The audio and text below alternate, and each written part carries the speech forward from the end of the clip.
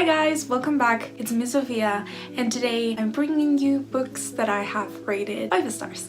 Yesterday I went through my Goodreads and I tried to find books that I gave ratings that I have changed my mind on. So for example, there were books that had 4 stars or 5 stars, but now I think about them and they were like 3 stars or 2 stars. There were a few books that I still got their 5 stars. I just wanted to show them to you, and there weren't that much. I thought I gave a lot of books 5 stars, but there wasn't like many books in that category. Oh my god, these sprites gonna kill me. And choose like random books that you might not know that I have read or that I liked. So yeah, let's start. And the first one is a really exciting one because, okay, I'm just gonna show you and then I will tell you. The first one is A Darker Shade of Magic by Victoria Schwab.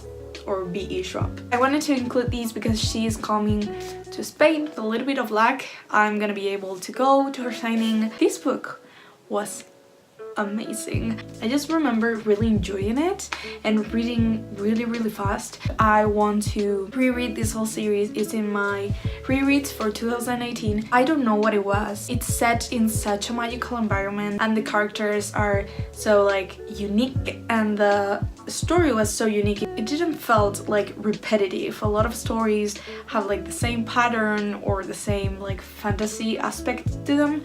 This one was totally different. If you don't know what A Darker Shade of Magic is about, it's an adult fantasy and we follow this guy named Kel who has some kind of blood magic and he can travel between worlds. In this fantasy we have 4 worlds. In each of those worlds the only thing that is the same is one city, and that city is London. Kel can travel between these 4 Londons, and we have Red London, Black London, White London and Grey London, and every single one is like different. One is kind of dead, the magic kind of overthrew that world, which is the black one. Then we have the red one, which is full of magic, and the grey one is like our London. When I started reading I thought it would be really chaotic because we had all these worlds and I didn't know how she was gonna build the story around that, but she did it so well.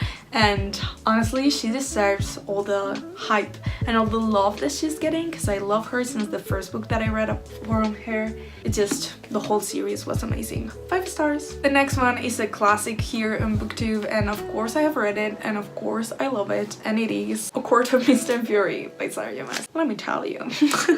I read A Court of Thorns and Roses. Honestly, I did enjoy that book, but I know something was off. I know Sarah J. Maas was going to like pull something amazing for the second book. Like no one expected this. This was a revolution. Even though I know there's some aspects about it that a lot of people don't like, it was enjoyable. I cried, I laughed, I got attached to the characters. It was everything I asked for. But this is the only book in the series that has a 5 stars. A Court of Thorns and Roses, I gave it a 4 stars, and A Court of Winds and Ruin, yeah, it was called like that. I also gave it a 4 stars. As you can tell, I loved it. Yeah, I also defaced my copy. I haven't showed these in YouTube, but my Instagram is full of pictures of these, so yeah, I defaced it. This book was right and it deserves those 5 stars. I'm not gonna talk much about it because like everyone knows what it's about. But in the first book in the series, A Court of Thorns and Roses, we follow Feyre. I think it's pronounced Feyre. We follow Feyre, who is a human, and she lives in a world where fairies exist, but they have been like separated from the humans. And one day she's hunting in the woods for her family to survive, and she shoots an arrow to like a wolf. I remember it was a wolf, and that wolf turns out to be a fairy.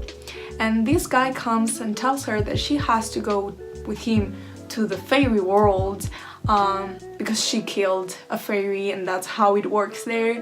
And then she goes and discovers there's a lot more and there's a curse. It's a retelling from Beauty and the Beast. This has mature content in there. There's some steamy scenes. Next one is the first contemporary on this list, and it was my favorite book from last year. You might know which one is it, but it is Eliza and Her Monsters by Francesca Sapia. This book has a special place in my heart. I totally read it without thinking I was gonna like it. I totally read it because I was so bored and I didn't know what to read, and this had been sitting like on my phone because at the time I didn't have a physical copy, and I started reading and I finished this book in one day. I saw myself portrayed in a few parts of these books. I saw some of my thoughts portrayed in here. The romance was cute and I didn't saw the end coming. One of my problems with books is that they don't tend to surprise me. I kind of get the plot twist and how the story is gonna end. Most of the time I kind of guess what is going to happen, but with these, man, I wasn't expecting that ending. And it was a really good ending. It was really fun to read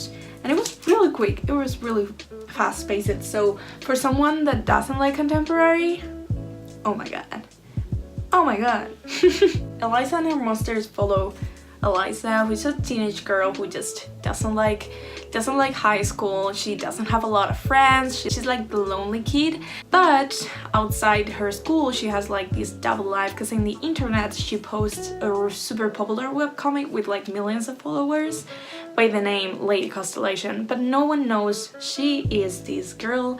But one day this boy named Wallace transfers to her school and she discovers that he writes fanfiction about her webcomic, and then they start a super cute relationship, and you can tell both of them are really shy and Eliza doesn't know how to act, and we just get to see the whole like development of Eliza, Wallace, and both of them as a couple. So talking about this book puts like the biggest smile on my face. It's just 5 stars, well deserved 5 stars. The next book is This Savage Song by Victoria Schwab, and this was my first Victoria Schwab book, still my favorite. I don't know how to explain this book to you, but mainly it's about a town in which monsters kind of appear. So when someone does something bad, like killing someone, different type of monsters appear. So like an alter ego, I kill someone and a monster appears just because I've killed. I really don't know how to explain it. So there's different types of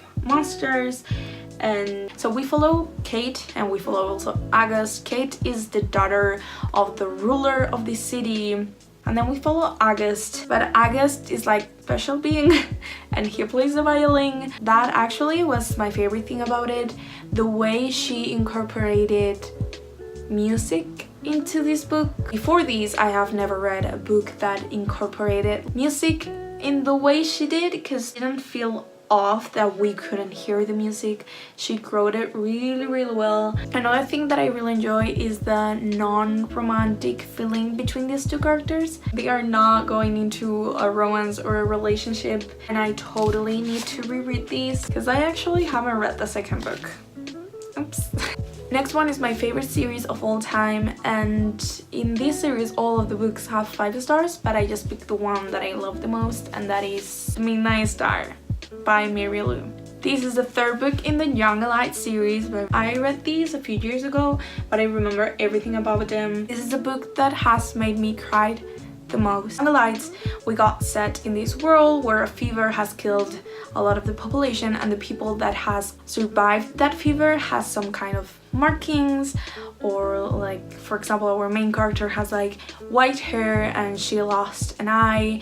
Other people have like different color hair or like marks or burns in their skin. Some of the younger ones that survive this fever get kind of powers, and they are called the Young Adults, and people fear them. Sounds like a normal young adult read, like the normal kids with superpower, but no, it gets so much complicated. There are gods and goddesses and angels. It was right, and it's so dark because the main character in the story it's actually like the hero of the story, and because we are reading in her perspective, we are kind of rooting for her. Like you want her to do something good, but when she does something bad, you're like, okay, maybe the next time, and you're still so attached to her. Or maybe that only happened to me, but that's how I see it. And they are just really dark, which I loved. I didn't see that ending coming.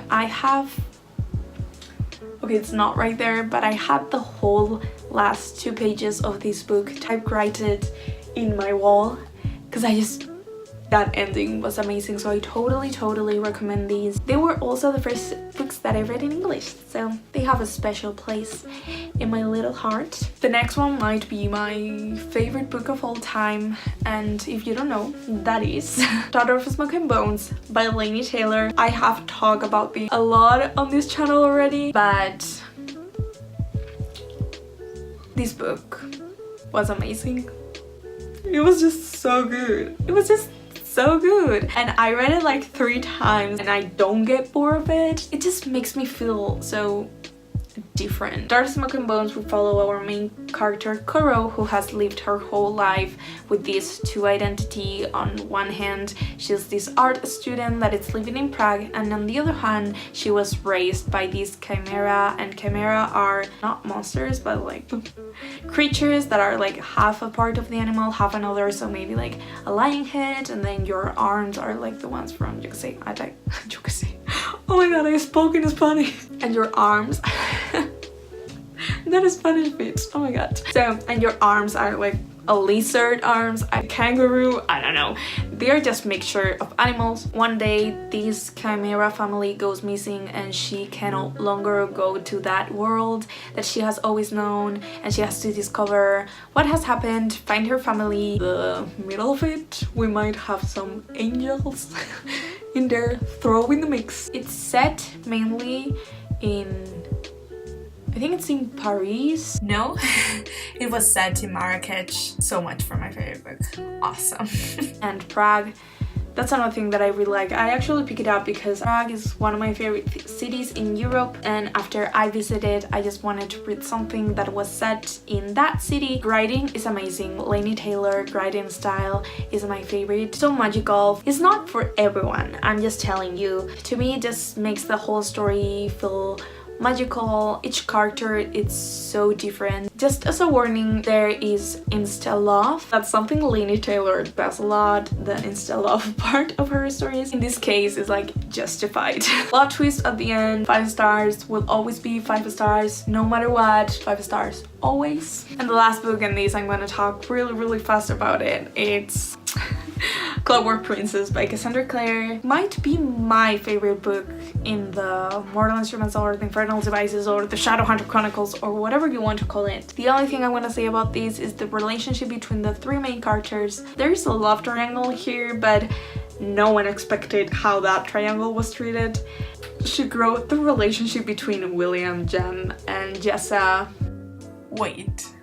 Did I just said Jessa? And Jessa. Oh my god! I was supposed to say Tessa. You can really tell when my OTP was here and who I was rooting towards the end. So yeah, Jessa forever. Oh my god! That's so funny. Enjoy that. Such a unique way. It's just, it makes me cry. Like, I just couldn't. That end. I read this book multiple times and I still like it, but I'm not gonna say much because I've talked for so long. So that's the end. Those were some of the books that I gave it 5 stars. If you like this video, I can do a part 2, so please tell me in the comments. And also tell me the latest book that you have rated 5 stars. I mean, the latest book that I gave 4 stars was A Very Large Expanse of Sea, which I finished yesterday, and it was amazing. It was awesome. I wish it would have been like longer, but that's okay. I think that's it for this video. As always, I hope you like it. I love you guys, and I will see you in the next one. Bye!